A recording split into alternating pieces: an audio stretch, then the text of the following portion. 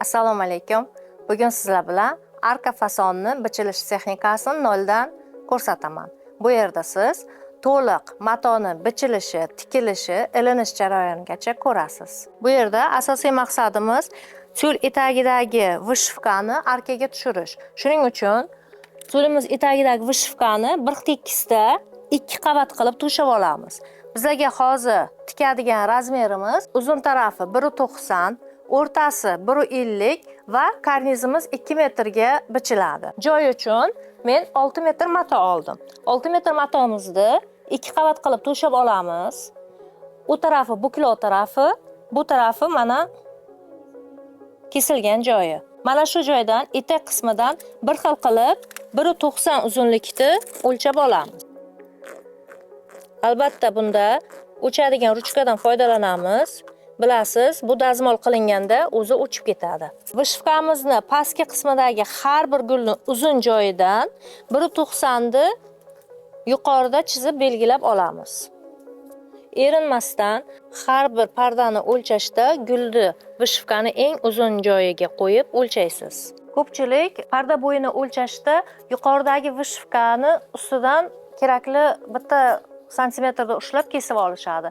Lekin hozirgi vaqtda vishivkalar tekis urilmaganlik hisobiga u pardani qiyshiq chiqishiga olib keladi. Shuning uchun etagining eng uzun joyidan o'lchasangiz pardangiz tekis chiqadi. Mana 1.90 chizib olgan joyimizni sizlarga tushunarli bo'lishi uchun to'liq kesib olamiz.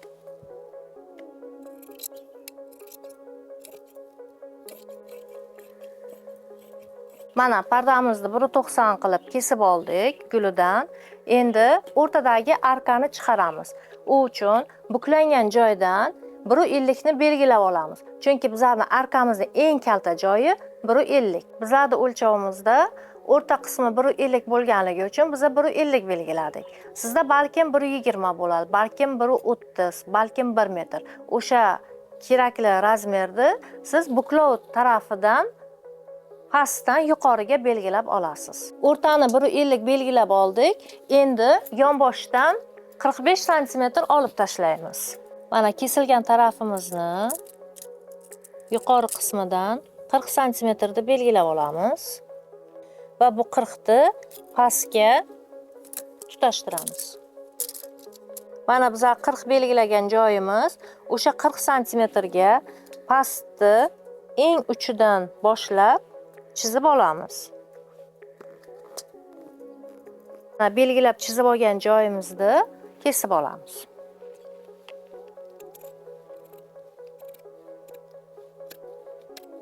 Ko'pchilik so'rashgan, qiya qilib kesib olgandan keyin tikib bo'lmaydi-ku deb.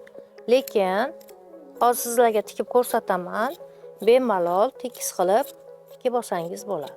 Bu narsa sizni pardalaringiz yonini osilib qolmasligini ta'minlaydi. Ko'pchilik ushbu fasonni bichganda o'rtasi ko'tarilib qoladi. Buni sababi siz o'rtani o'sha yonbosh bilan tekis qilib bichib olganingizda. Buni to'g'ri yo'li ip bilan arka shaklini berishingiz kerak. Mana hozir ipni qo'yib olamiz. Mana bu 1.50.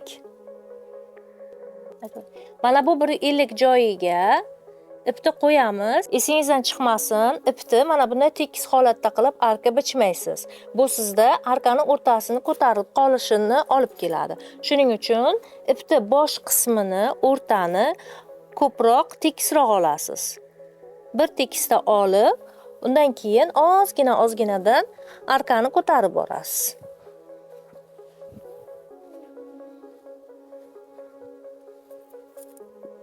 Oxirida ham birdan bunday tugatmaysiz. Bu agar tekis qilib tugatsangiz, mana bu oxirini osilib qolishiga olib keladi. Bunda ham mana oxirgi joyini ham tekisroq olamiz, bir qarishla joyini. Mana ko'rdingiz, arka hosil bo'ldi. Bemalol endi bichsangiz bo'ladi. O'sha ipingizni ustidan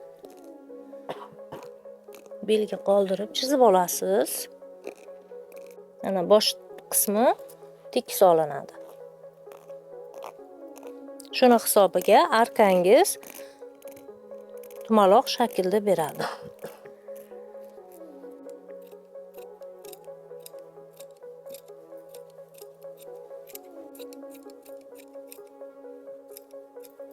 Yon tarafimiz uchun osilmasligi uchun yonidan olinadigan santimetrimiz standart 1.50 ta 30 dan boshlanadi va har 10 santimetrga 2,5-3 santimetr qo'shib ketamiz. Masalan, 1.50 ga 30 olsak agar, 1.60 ga 32, 33, 1.70 ga 35, 36, 1.80 ga 38, 37,5, 38 va 1.90 ga 40 santimetrda minus qilasiz. Mana bizlar razmerimiz bo'yicha bichganimizda shu shakl hosil bo'ladi.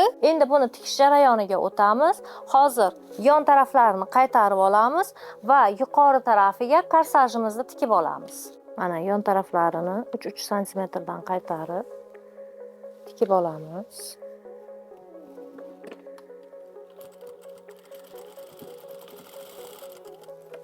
Qizlar hamma vaqt e'tibor berasizlar, hech qayerda ipcha osilmasligi kerak.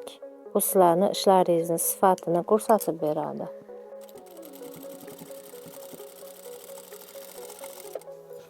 Agar havosini to'g'ri bersa, yonchoqlari tekis chiqadi. Qizlar, yodingizdan chiqmasin, har vaqt choklaringiz tekis chiqishi bu siz mashinkani ignasiga qanday havoda berishingizga bog'liq va bu tarafdan tortishiga. Mana choklarimiz tekis chiqdi, hech qayeri buralib qolmadi. Oxirgacha tekis chiqarib. Endi arkamizni, matomizni ikkinchi tarafini ham xuddi shunday qaytarib olamiz. Bu fason asosan oshxonalarga tikiladi. Chunki oshxonada deraza ko'p ochiladi. Derazani ko'p ochib yopish hisobiga arka o'rta joyi xalaqit bermasligi uchun arka qilib bichiladi. Jalyuziga nisbatan albatta arkani, materialdan tikilgan arkani ko'rinishi chiroyliroq chiqadi. Mana bu yon chokimiz ham tekis chiqdi. Korsaj tikishdan oldin chokimizni dazmollab olamiz. Mana tikib, dazmollab oldik. Endi yuqori qismiga korsaj tikamiz. Korsaj tikishda e'tibor berasiz, ilmoqcha joyini tepaga qilib tikishimiz kerak. Buni boshini qaytarib olamiz va matomizni ham boshini qaytarib olamiz. 5 santimetrdan 7 santimetrgacha mato boshi ichkariga qaytarib olinadi. Korsaj ustidan 1 santimetrga qo'yilib,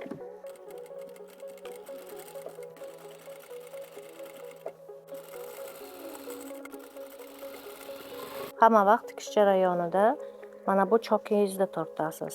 Matoni emas, korsajni emas. Именно chokingizni ushlab tortasiz. Mana oxiriga keldik. Oxirini ham boshi kabi ichkariga qaytarib olamiz. Qaytarib chok urganimizdan keyin korsajni ham ziyodasi bilan kesib olamiz. Endi mana qaytarganimizdan tashqari korsajni ziyodasi bilan kesib olamiz. Mana birinchi qator tikib tugatdik. Endi ikkinchi qatorini tikamiz. Korsajimizni ichkariga qaytaramiz. Ichkariga qaytarishdan oldin uni tortadigan iplarini chiqarib olamiz. Tortadigan ipi chiqarib olingandan keyin yonlarini ichkariga qilib chok urib olamiz. Hamma vaqt chokni boshida zapkrepa berishni yodingizdan chiqarmang. Mana o'sha korsaj qaytarganimiz bo'yicha, orqaga qaytgan bo'yicha chok urib olamiz. Prozrachniy korsajni yaxshi tomoni shundaki, arka tikasizmi, nimaga tiksangiz ham u sizni aylana shaklingizni chiroyli qilib olib beradi. Tikishda qiynalmaysiz. Aylana-ku qiya kesilganligi hisobiga prozrachniy korsajlar o'sha qiyalikni aytgan nimangizni beradi. Ziba korsajlarida bunday tikishga qiynalasiz. Ham ziba korsajlari yuvilganda rangi sarg'ayib, yuvganda ketmaydi. Prozrachnilar kirini juda ham tez tashlaydi.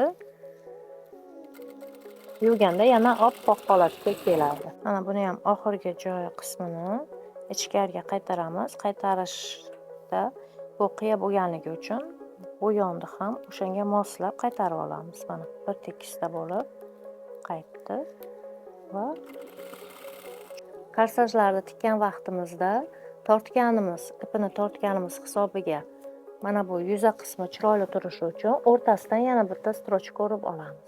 Strochka urishda e'tibor berish kerak bo'lgan joyi ilmoqcha o'tadigan qismini igna ostiga kirib qolmasligiga e'tibor berish kerak.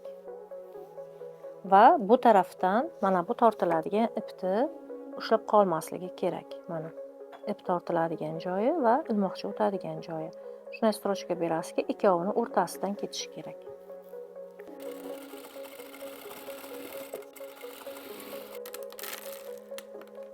Endi ko'chaklarni o'tkazib olamiz. Mana ipini tortishdan oldin ilmoqchalarni orasini har 10 santimetrda o'tkazib olamiz.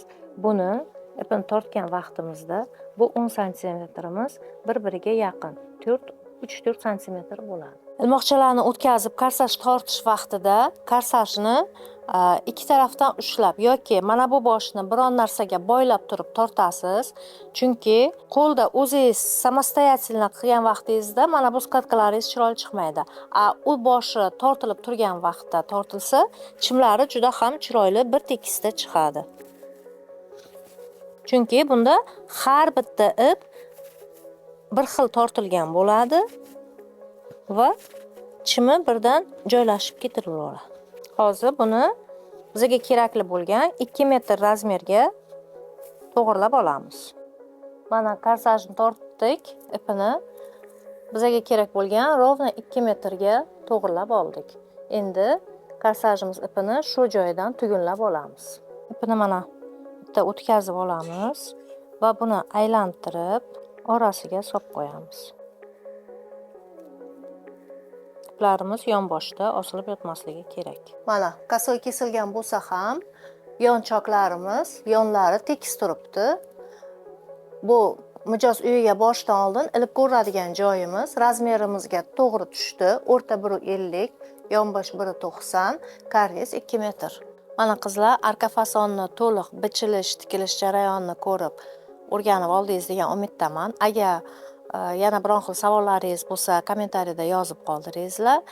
Bu bilimingizni yana ham mukammallashtirishingiz uchun uyingizda o'zingiz bichib, tikib ko'rishingiz mumkin. O'ylaymanki, ushbu darsimiz siz uchun foydali bo'ldi. Bu darslik orqali sizlarga nimadir o'rgata olgan bo'lsam, xursandman. Yaqin kunlarda men professionalman deb nomlangan 3 kunlik bepul vebinarimiz bo'ladi. Birinchi kunida parda salonini yuritish, parda biznesini yuritish, ikkinchi kunda modan fasonini noldan bichilib ilinish jarayonigacha va uchinchi kuni teatralka fasonini noldan bichish, ilish texnikalari to'liq o'rgatib boriladi. Vebinarda ko'rishguncha.